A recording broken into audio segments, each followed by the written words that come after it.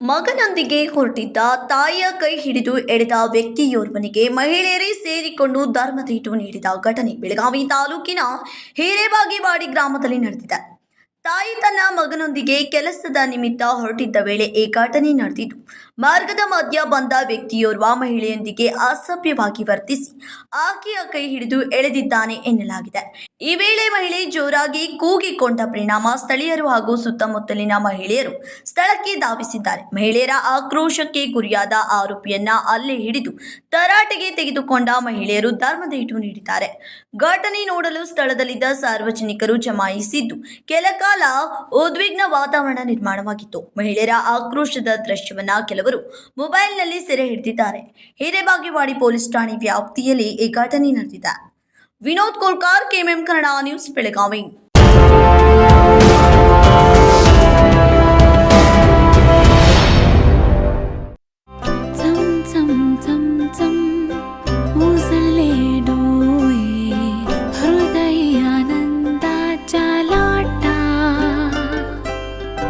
शुभ क्षण आले, क्षण प्रेमळ है, रेशमात गुंफून सोनेरी.